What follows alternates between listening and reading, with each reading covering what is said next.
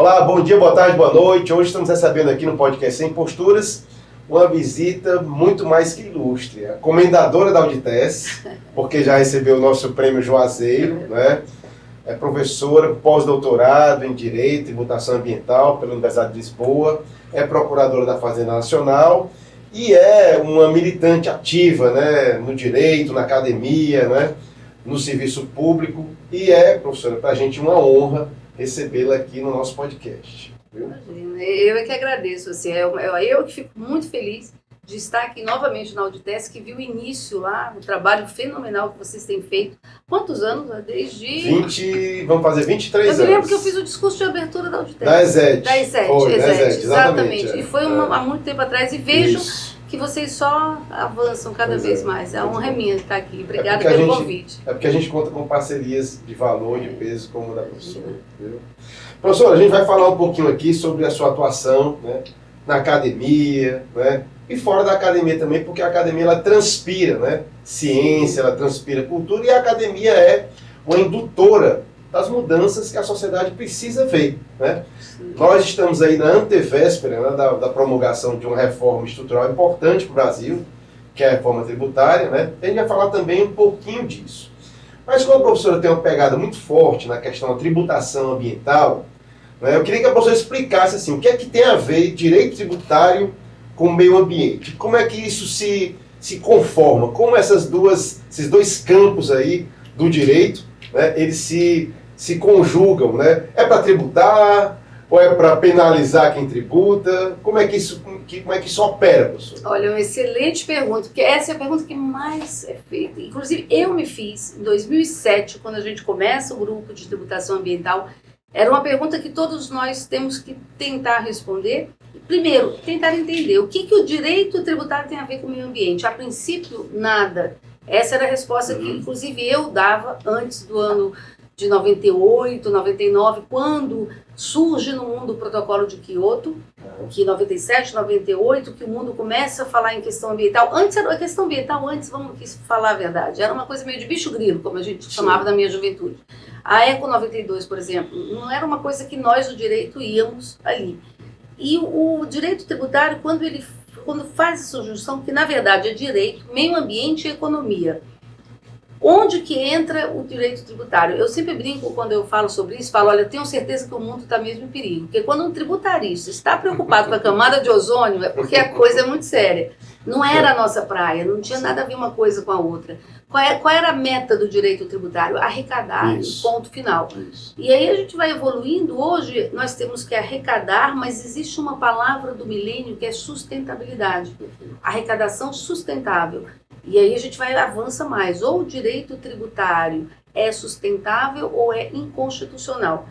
Hoje é muito mais fácil eu falar sobre isso, hoje depois da pandemia Covid-19. Antes eu tinha que fazer um esforço imenso para explicar que a questão ambiental é importante. Eu entendo a aversão que as pessoas têm, porque eu tinha também, quando eu comecei a pesquisar isso, 2005, 2006, 2007, com desconfiança, para dizer, olha, não temos nada a ver com isso. Minha missão é arrecadar e quem quiser que gaste, começa a gastar. Sim.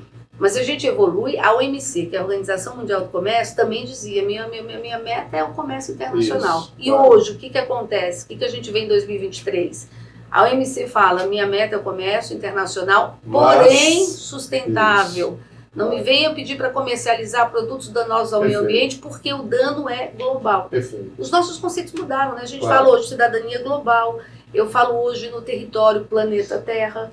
A pandemia deu essa grande lição, essa tragédia mundial facilitou um entendimento que nós não tínhamos até então.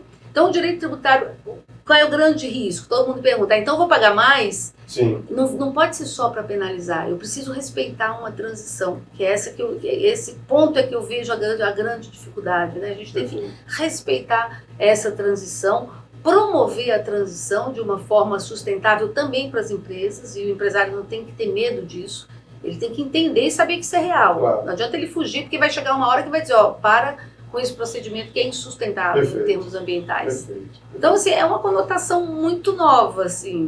Assim, estamos 20 anos, 2 décadas falando nisso, mas agora o problema acentua e também a gente começa a ter uma visão diferente. A pandemia acelerou tudo isso, né? A pandemia acelerou o processo em várias áreas, né, professor? Então, assim, a gente pode dizer assim, as perspectivas da tributação ambiental pós-Covid, eu acrescentaria também pós-guerra da Ucrânia, né? Ou seja, Sim, a partir desse gatilho, né, que acordou algumas nações, citar aqui o caso da Alemanha, né, para alguns deveres de casa que deixaram de ser feitos, né, e hoje há uma verdadeira corrida, né, por outras fontes energéticas. O Brasil e o Ceará partem na frente porque fizeram um dever de casa. Lá atrás, quando o Brasil optou, eu lembro, professora, que eu tinha 10 anos, em 1977, numa feira de ciências do Colégio Marista, em Recife, eu vi o primeiro carro movido a álcool, né? Na minha vida, eu vi um Fusquinha lá, movido a álcool, né? Então, assim, o Brasil, ele, na década de 70, foi um propulsor, foi um farol, né? Na busca de fontes alternativas de energia. Então, hoje o Brasil é uma potência energética, a matriz energética do Brasil está muito bem distribuída. E aí, assim, quais são os ganhos que a tributação ambiental pode gerar para a sociedade, né, pós-pandemia, pós-início de guerra da Ucrânia? Assim, extremamente bem lembrado. A guerra da Ucrânia acelera esse processo também. Eu estou retornando agora do Congresso Mundial de Tributação Ambiental. O assunto lá na Europa é um só. Transição energética, porque eles estão sentindo na pele, agora lá está um calor insuportável, agora um verão estendido que está fora da época, semelhante ao que está no mundo, a onda de calor, que hoje mesmo eu vi que o Brasil está na onda de calor também. Então, mas na Europa, em pleno outono, não é natural. Então eles estão também nessa busca da energia e tem que ser sustentável, porque todos assinaram o protocolo de Kyoto também, todos fazem parte do Acordo de Paris. Sim. E aí tem debates importantes como energia nuclear, agora é dita uma energia limpa, porque ela não polui enquanto ela é produzida. O problema é que se der errado, ela acaba com tudo que está ao redor. Então a gente tem que começar a repensar esses processos. A transição agora acelerou, sem dúvida. Eu soube agora, no Canadá, teve um procedimento assim, muito recente, obrigando os fundos a não investirem mais em combustível fóssil. E aí deram 6 meses, foi uma coisa muito rápida. Isso foi uma notícia de jornal, eu não tenho uma fonte, uma notícia de jornal, mas o que acontece? Só para dar um exemplo, as empresas no Canadá reclamam, olha, mas 6 meses para poder mudar. E aí, o que eles falam, os acordos internacionais e os investidores? Olha, é pouco tempo, mas eu te aviso isso há mais de 20 anos. Isso. Só que a verdade é que a gente não acreditava nisso. A gente sempre acha, e o Brasil tem esse potencial, sempre acha que vai ter mais tempo. E nós temos petróleo ainda, né? Então, a gente acha que isso vai ter um tempo a mais. Mas o que acontece? A gente está vendo a transição, fatores externos estão acelerando isso, nós temos que estar pronto. O álcool, você deu um excelente exemplo.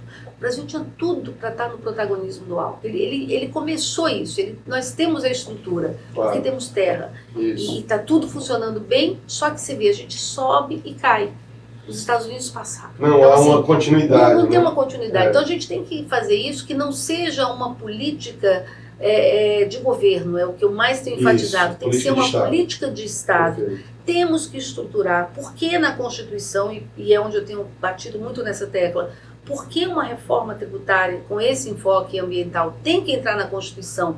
Porque no Brasil nós temos, infelizmente, essa trágica trajetória de resolver tudo de 4 em 4 anos. Perfeito. Vem o governo, muda tudo. Então tem que ser princípio, a gente tem que segurar isso.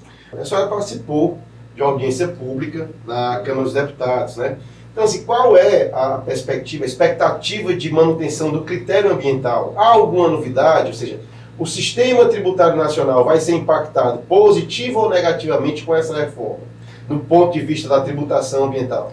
Essa é a grande incógnita. Bom, o que eu dizia lá, e eu estou um pouco preocupada, aliás, bastante preocupada, porque quando em maio eu estive na Câmara dos Deputados, e eu me lembro que eu tinha 10 minutos para convencê-los, e a assessoria fala, me diz em 10 minutos o que você acha o defeito maior e como você pode ajudar. E eu falava muito incisivo, eu dizia assim, é uma reforma que já nasce velha, vocês não falaram nada do meio ambiente. E você está na contramão da história. E batia nessa tecla, olha, meio ambiente tem que entrar como critério. Eu denominava em 2011, na minha tese de pós-doutorado, em sistema tributário ambiental. E dizia, tem que ter pelo menos um princípio que facilite as normas infraconstitucionais. E na Câmara isso não tinha nada. Tivemos a grata satisfação de ver uma mudança, tem 4 vezes o termo meio ambiente. O mais importante, que é a inclusão do critério ambiental, proteção ambiental como um princípio no 145, isso foi um avanço imenso, não precisava nem ter as outras explicações, basta essa do princípio. No Senado, a briga continua, eu espero que se mantenha essa proteção ao meio ambiente como um princípio, basta isso, porque com isso eu não preciso fazer aquele marabalismo metodológico que eu ia lá para o 170 da Constituição, buscar lá no 170 o princípio da ordem econômica, que era a proteção ao meio ambiente, e trazia para os princípios do 150 da Constituição. Eu trazendo isso para o capítulo do Sistema Tributário Nacional, já dá um grande fôlego, um grande espaço. O perigo tem lá o imposto seletivo. E aí todo mundo fala, é o imposto seletivo que vai cuidar da questão ambiental? Não necessariamente. Mas está um cheque em branco. Está um cheque em branco. A gente precisa aprimorar. Então, assim, eu não tenho ideia se essa mudança, que seria muito benéfica para a questão ambiental, se ela pode ser desvirtuada. Então, o que a gente tem que trabalhar? Eu já parei de reclamar da reforma, porque eu dizia que era um processo de terapia coletiva. Não adianta falar mal, ela já passou na Câmara. Isso. Então, o que a gente tem que fazer? Aceitar e corrigir o que der, rapidamente. Então, agora esse debate no Senado, de segurar isso, não transformar o imposto seletivo num cheque em branco para o Estado. A tributação ambiental não está voltada para aumentar a arrecadação, isso é muito importante. Não é um cheque em branco para o gestor, ele não pode simplesmente cobrar, não é para aumentar a arrecadação, piorar a vida do contribuinte, que é um risco muito grande, que isso haja uma repercussão. A tributação ambiental ela tem que entrar num conjunto de uma política pública ambiental. Professora, nessa linha, é um receio muito grande de que se onere ainda mais o cidadão. Que é que a gente também não tem certeza do que vai acontecer. Não. E aí esse medo que todos nós temos. Mas espera aí, então se eu aumento a tributação do combustível fóssil, vai ser um caos como foi na época da greve do diesel, do combustível, não sei se todos lembram aqui. Sim. O país parou. Descobrimos que os caminhoneiros têm uma importância relevante, que toda a movimentação no Brasil, infelizmente, é via estrada, deveria já ter evoluído isso, por ferrovias, mesmo transporte aquático. Sim, claro, já tínhamos estrutura, tínhamos que ter feito essa estrutura, não fizemos. Mas eu tenho que ter um equilíbrio de como eu vou fazer essa transição, porque eu não consigo tirar o diesel da noite para o dia. Isso. E o reflexo é no bolso do contribuinte. Isso não é só no Brasil. Se a gente lembra que na França, o Macron, ele fez, na época, aumentou em cima do gás, aumentou o tributo por uma motivação ambiental adequada. Só que ele fez isso sem conversar com a sociedade, num momento infeliz, que foi inverno, e o maior prejudicado foi o cidadão francês que estava morrendo de frio, porque o gás usa para aquecedor. Então, muito importante o debate, daí a Auditeste, eu acho importante esse processo de podcast, de ficar fazendo entrevistas, a gente tem que seguir aquele modelo, toda a transição, eu preciso falar muito nisso. Claro. Precisamos falar, a sociedade precisa entender, Sim, claro. tocar no assunto, explicar, os gestores, aí eu tenho que enfatizar muito para o gestor, falar assim, olha, isso aqui não é para você ganhar mais dinheiro com arrecadação, o empresário eu tenho que ir lá explicar, olha, não se apavora, isso é uma oportunidade, é um selo verde, pensa um selo verde não como ônus, mas como uma grande oportunidade da sua empresa sair na frente, por exemplo. Perfeito. Então, assim, a gente tem que tentar trabalhar, não é fácil, para o gestor dizer que ele não vai perder a arrecadação, mas também não vai arrecadar mais em nome do meio ambiente. Para o contribuinte dizer, não, você não vai pagar mais, vamos lutar para que você não pague mais. E para o empresário também não travar a economia. É difícil, tem que ter cuidado. São vários cabos de guerra aí. Isso. O nome disso é política pública ambiental, fisco-ambiental. E não um tributo solto, que esse é meu medo. Não é um tributo solto, um tributo qualquer. Com certeza. A professora é procuradora da Fazenda Nacional, mas tem uma atuação forte na academia. Vamos falar um pouquinho sobre o grupo de tributação, estudos. Como é que é o embrião? Qual é a história desse grupo? Né? O que é que a gente tem para transpirar, para mostrar para o país, né? Quais são os impactos e como esse grupo pode interferir em questões de políticas públicas que são realmente demandadas pela sociedade. Excelente. Olha, o grupo, na verdade, começa em 2007, como eu falei, com a minha desconfiança. Eu também tudo era questão do álcool ainda. Era a tributação do etanol. Sim. Era o único assunto que nós tínhamos para falar. Energia eólica nem estava chegando. Sim. Cheguei a falar com alguns gestores aqui do Ceará, eles diziam, ela é pouca e é intermitente, pouca, cara e intermitente. E hoje a energia eólica é o sucesso, inclusive aqui.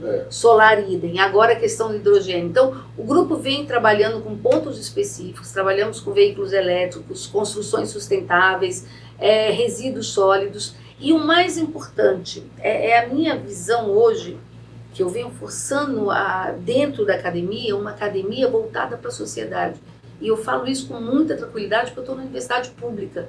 Então, se eu falo para meus alunos o tempo inteiro, olha, o modelo é outro hoje, vocês estão aqui pagos pela sociedade. Claro. Eu tenho que dar um retorno. Então, o grupo de tributação ambiental, toda pesquisa, eu falo, eu não quero uma pesquisa para a biblioteca. Eu quero uma pesquisa para a sociedade com repercussão. Perfeito. Repercussão imediata. Então, termina a pesquisa, eu mando para a Assembleia, para o Congresso. Perfeito. E aí, o que nós conseguimos em todos esses anos? Já conseguimos um avanço na época, tinha um secretário de Finanças Públicas do Ceará, que já modificou, na época era o Cialdini, que modificou na época a questão fez uma taxa de IPTU reduzida para quem promovesse a reciclagem, coleta seletiva. Então funcionou bem porque vem um caminhão e põe tudo junto. Esse é um ponto que a gente precisa avançar. Precisa avançar, porque não adianta ele sozinho. A política fiscal tem que vir conversando com os outros órgãos, senão não adianta nada. Então tem que conversar com todos os setores. Isso. E o grupo sempre vem com essa feição, me traz o problema, eu vou para o empresário, vou para a FIEC, vou para esses órgãos, olha, qual é o problema que você tem hoje? Traz o problema, a gente trabalha aqui, tento promover, elaborar projetos que sirvam na área da legislação, para a gente alterar o que for possível, e sempre voltado para um efeito concreto, senão não adianta absolutamente nada. Agora a gente está trabalhando, por exemplo, tributação do carbono. Como é que o governo do estado vai trabalhar com a política da tributação do carbono, que nada mais é que a tributação da poluição, porque ficou esse nome internacional e ficou carbono, vamos ler aqui poluição. Tem que fazer isso com muito cuidado. E hoje eu estou vendo, depois de falar tanto nisso, que eu vou ter que inverter o processo, eu tenho que parar de falar muito no tributo e falar na política, porque se eu não fizer essa política pública paralelo, está ficando solto. Então o grupo tem sempre essa feição e com essa nova universidade, uma universidade que não é a nova universidade, digamos a nova visão da universidade, uma academia para a sociedade. Voltada para... A gente tem um centro acadêmico assim, tributário, o tributário muito fechado, né? Muito para a gente só, muito para advogado ganhar o dinheiro dele. Então o mundo não comporta mais essa visão, né? Você tem que ser em prol do social, o tempo inteiro em prol do social. A professora acaba de participar, né, como a professora disse, do Congresso Mundial de Tributação Ambiental, né? Lá em Paris, na Universidade de Paris, Dauphine, né? Quais são as principais conclusões do evento? O que a professora vê de positivo para o Brasil ou especificamente para o Ceará? Bom, lá o que é mais importante? No momento eles falam muito do problema deles, que é a questão energética, que já aí o Brasil já fica muito bem. Nós temos praticamente uma sustentabilidade só com as nossas hidrelétricas. Mas o que é importante para o Brasil? Porque o mundo olha para cá como assim, nós temos o que Jorge Caldeira, tem um livro espetacular que eu recomendo a leitura, Paraíso Restaurável.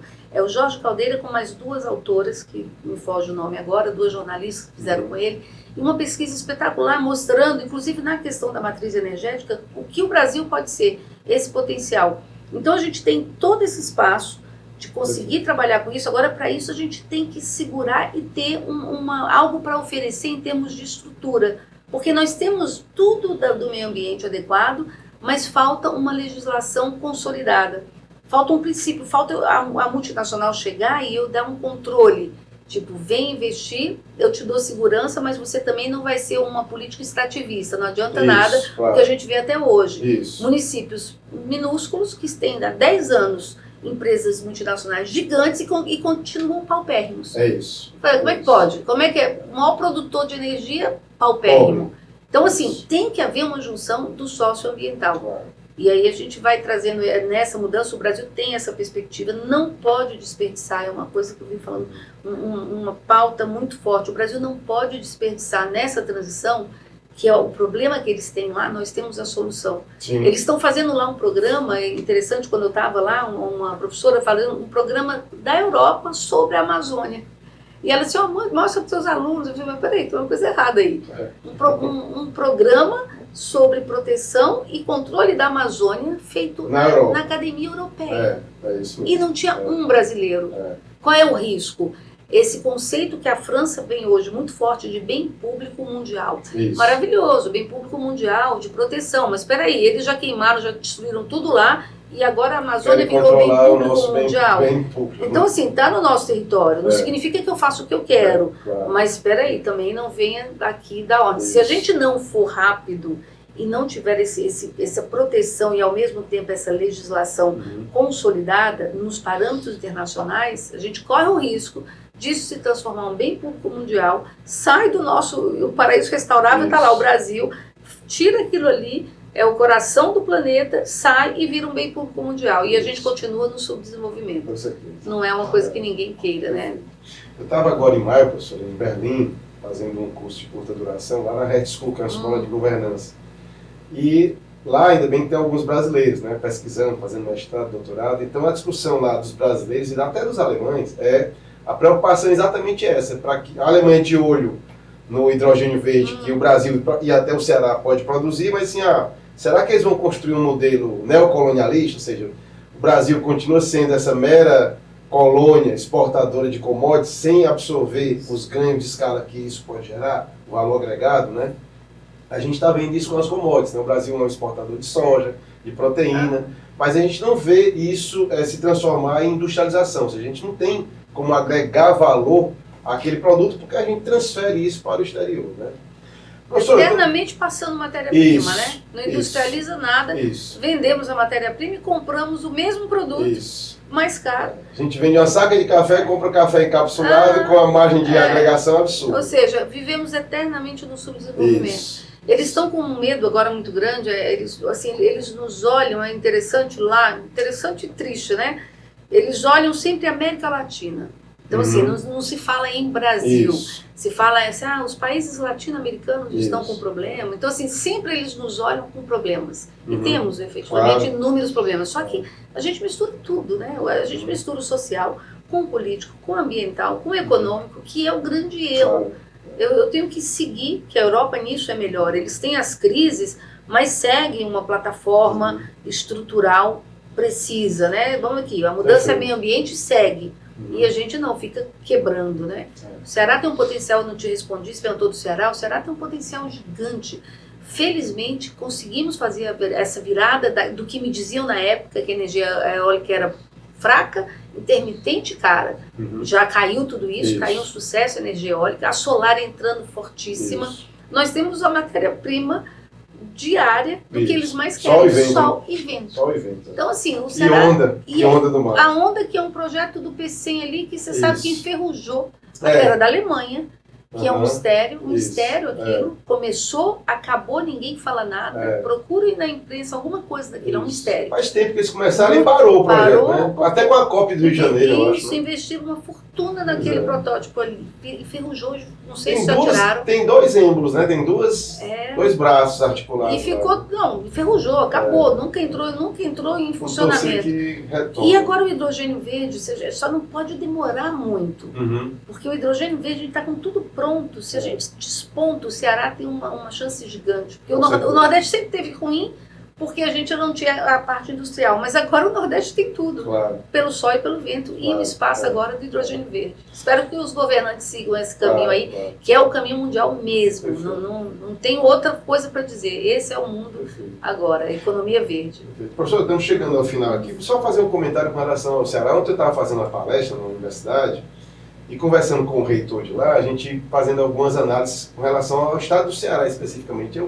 A gente avalia, professor, de concordar, que o estado do Ceará ele foi brindado, nós tivemos excelentes governadores do Tasso para cá, nós temos tido o prazer de contarmos, e a sorte talvez, de contarmos com bons governadores e as políticas, pelo menos a estruturante do PECEM, por exemplo, é uma política de Estado, ou seja, de 1987, quando o Tasso assume na primeira vez, até hoje, ou seja, a gente tem aí um projeto que foi idealizado bem lá atrás, final da década de 80, e hoje se consolida como um grande marco, que é potencialmente gerador, impulsionador de nosso ZPE, companhia siderúrgica, nós temos agora planta de hidrogênio, enfim.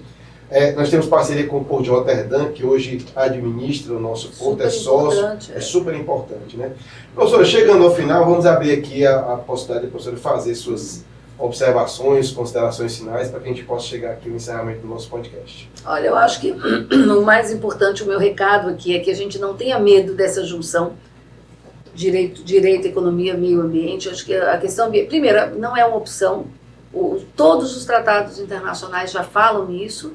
e isso não é mais uma opção, a gente tem que seguir esse caminho, agora com muito cuidado, chamar aí a gestão pública para entender esse processo, não são tributos pontuais, é uma política bem estruturada, e a gente vê isso como uma grande oportunidade. Eu acho que é muito mais oportunidade do que temor. Claro. Não é aquela coisa de bicho grilo, vai fechar tudo, não vai ter mais plástico, não vai ter mais combustível, não, nada disso, ao contrário, é uma grande oportunidade para a gente aprender o reciclado, para usar a nossa energia, e para o Ceará isso é fantástico. Com certeza. A gente tem tudo na mão, né? Com certeza. Falta a gente agora só seguir nessa gestão. Com certeza. E só agradecer ao Auditese, parabenizar por esse modelo agora que eu estou achando fantástico, de podcast, de essa comunicação rápida, Legal. e que seja o início de uma conversa. Tudo é o diálogo.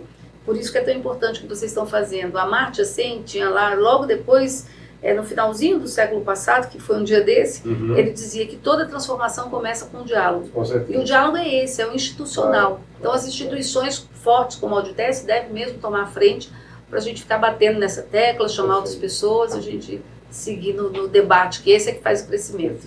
Professor, agradecer em nome de todos os associados, em nome de todas as pessoas que vão assistir aqui esse podcast nosso aqui, certo? Para a gente é um prazer, uma honra sempre recebê-la aqui em nossa casa. Dizer que as portas estão sempre abertas para novas conversas, novos diálogos e outros formatos, inclusive, formato de mesa redonda, que a gente pode fazer com outros professores e professoras. Excelente. Dizer para a gente sempre, para a gente é uma honra contar com a sua participação e presença. Professor, então eu vou lhe presentear aqui com uma caneca aqui do nosso podcast, para a professora lembrar da gente todo dia quando for tomar o café da manhã. Que bom, aliás, a cajuína maravilhosa, né? Vou provar aqui. Cajuína do Ceará. Pessoal, e aqui encerramos mais um episódio do podcast com essa comendadora da Auditese que nos brindou com uma aula sobre tributação ambiental. Um abraço e até a próxima. Obrigada.